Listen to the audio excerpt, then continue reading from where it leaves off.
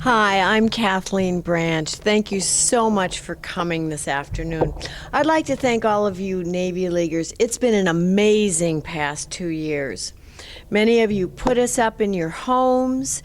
You picked us up at airports so we didn't have rental cars or taxis. And we were able to visit councils far and wide on the coasts and in the center of the country.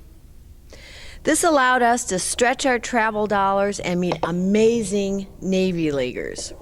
We met people with great ideas, like poker night under the wings in an antique aircraft museum, Build-A-Bear teddy bears for children visiting their parents in a wounded warrior hospital, or a great idea like Navy League Yacht Club, which would give reciprocal travel benefits across the world.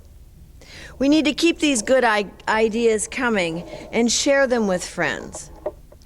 I'd like to thank the staff and my wonderful, wonderful husband, Dan Branch.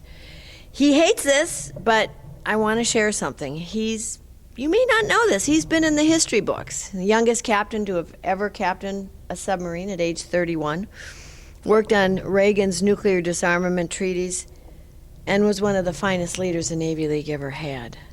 The staff has worked so hard over the past 2 years. We've had the best sea airspace ever for the past 2 years.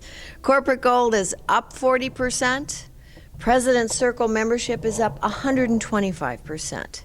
We have new corporate partners, and the list just keeps on going. Everyone works so hard to meet or beat the budget. No deficit spending for 2 years. Paid down debt for the first time in years.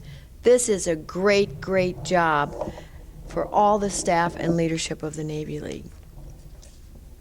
Many of you wonder why I'm so passionate about the Navy League. Both of my sons have been active military during Dan's presidency. Both have been in the war zone. I can tell you personally what the Navy League does. When your children go to war, words fall short on grabbing the emotion.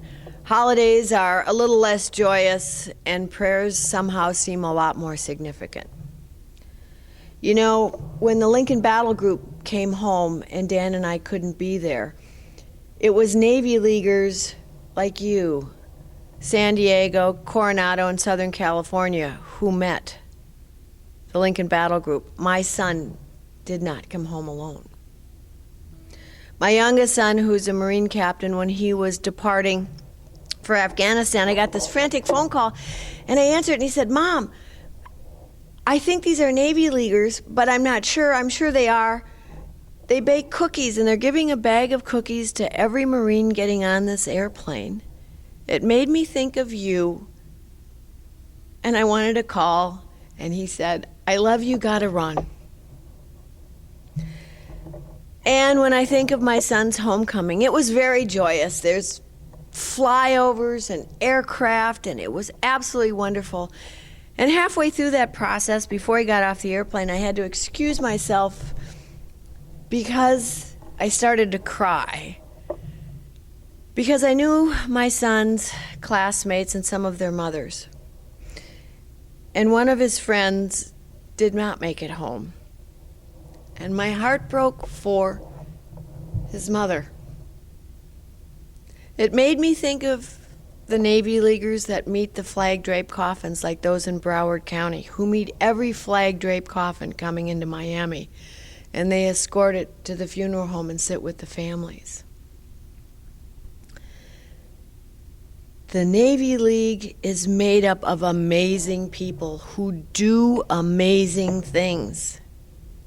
They do big things like give $500,000 to the aircraft carrier Bush, or create a 9/11 weekend for the Dark Horse Battalion with the Marines, or regional events like ROTC graduation and children's parties, or small events like baking cookies for Marines going to war.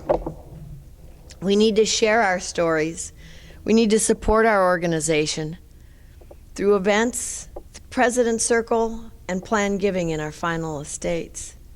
We need to remember we are all part of a very amazing and phenomenal organization. We have that in common. Let's look for the best in each other. Let's strive and grow the Navy League. We and you have done and continue to do great things for the most deserving of our citizens, the men and women of the sea services. Thank you.